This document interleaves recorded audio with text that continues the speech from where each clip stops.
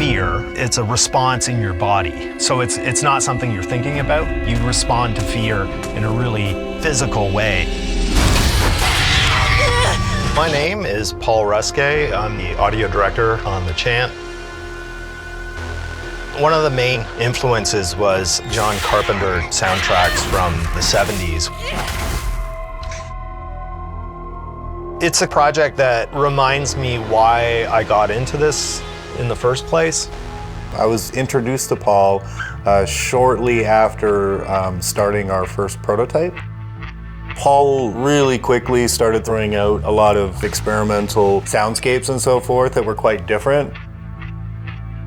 I think on that end, Paul has taken quite an unorthodox approach to doing the sound design and the music for this game. I think it's created a really interesting result.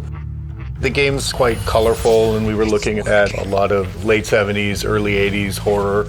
Movies like Suspiria, movies like Phantasm, and movies like The Wicker Man and so forth.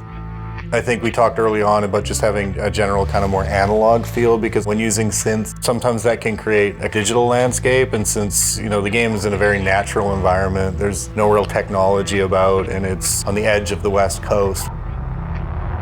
Having that analog feel and that experimental soundscape was really important. And also combining it with a new age spirituality we thought would be a pretty interesting take. It was easy to get excited about the project just because the references were really compelling, and it seemed to me like it would be a really fun project to creatively explore. The thing about working with Mike is he's very instinctual in terms of his response to the experience, and he's been a great collaborator guiding me towards those classic movies from the 70s and 80s, but he did want something original. Find her! Bring her back to me!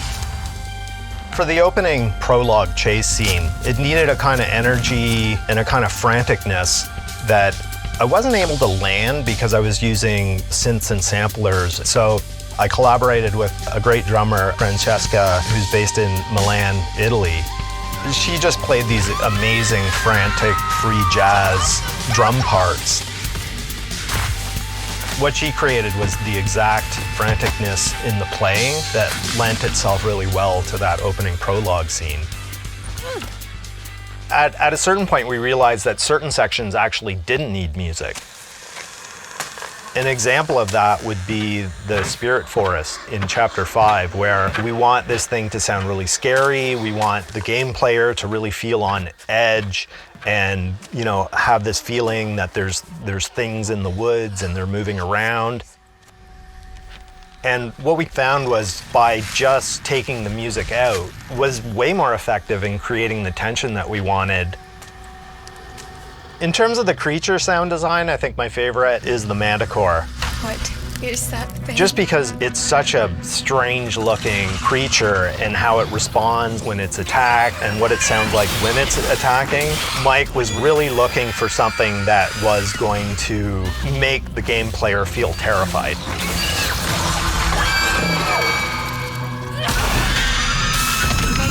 What's been really great about the audio approach and the feedback from Mike is being enabled to try things out that are a bit experimental, that are not a conventional solution. He's always pushed me to take risks in terms of, okay, don't do anything that sounds like everything else. It's also kind of necessary at times, because we do have some things in our game that aren't very orthodox. Like sometimes we'll be sitting there talking like, well, what does it sound like to throw salt at an interdimensional creature? And like, we can't really draw on a lot of, other sources for that. It was great where we ended up, because if it's scaring us and we know that it's going to be happening, then we know we've done our job right.